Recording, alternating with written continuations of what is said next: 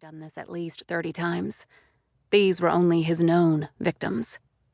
Pine and others in law enforcement suspected the real number might be double or even triple that. His head was shaved, his jaw and chin the same. His cold, antiseptic eyes flitted over Pine like those of a curious serpent before striking its prey. They were the pupils of a predatory wild animal. The only thought behind them was to kill. Pine also knew that Tor, the consummate con man, could play any role demanded of him in order to lure his victims to their doom, including appearing to be a normal person. And that in itself was terrifying enough. "You again?" he said, his tone intentionally patronizing.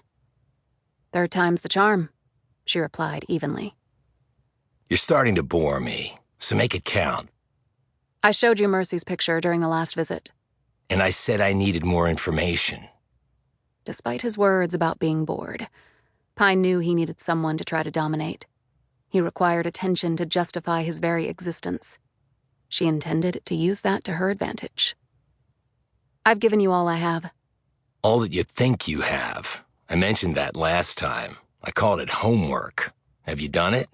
Or are you going to disappoint me?" Pine was treading a delicate line here. She knew it. And more important, so did Tor.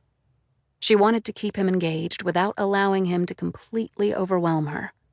That was what bored the man. "Maybe you have some ideas that might help me." He looked at her moodily. "You said your twin sister was 6 when she was taken." "That's right." "From her bedroom in the middle of the night near Andersonville, Georgia. With you in the room?" "Yes." "And you think I struck you but didn't kill you?" "You actually cracked my skull." "And I performed a nursery rhyme to decide which one of you to take."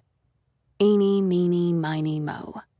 "So whomever the rhyme started on, it would end on the other because of the even number of words." She leaned forward. "So why did you pick me to start the rhyme with? Because then you knew Mercy would be the loser."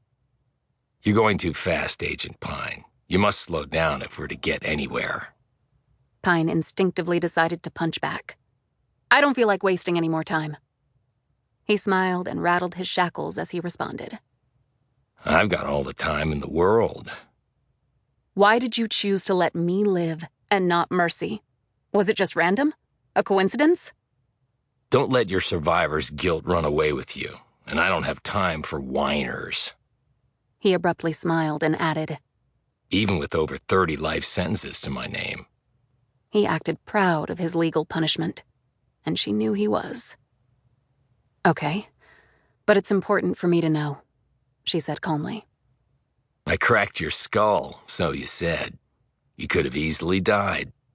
"Could have, but didn't. And you always liked to make sure with your victims." "And you do realize that you're now refuting your own argument that I was the attacker that night?" "I don't see it that way." "Let me press the point then. Do you know of any other time when I took a 6-year-old from her bedroom and left a witness alive?" She sat back. "No." "So why think I did so in your case? Because your hypnotherapist elicited that memory from you? You told me about that the last visit. Curious thing, hypnotherapy. It's wrong as often as it's right. Maybe more so. But you would have studied me at the FBI. All of you did, because I was required reading."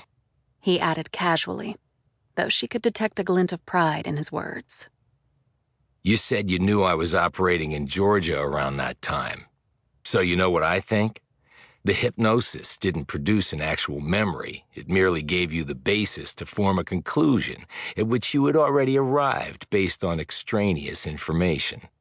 He shook his head. "That would never stand up in court.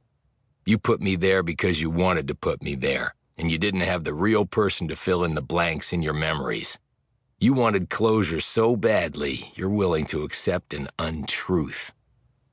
She said nothing, because the man could be right about that. As she sat mulling this over, he said, "Agent Pine, have I lost you?" He rattled his chains.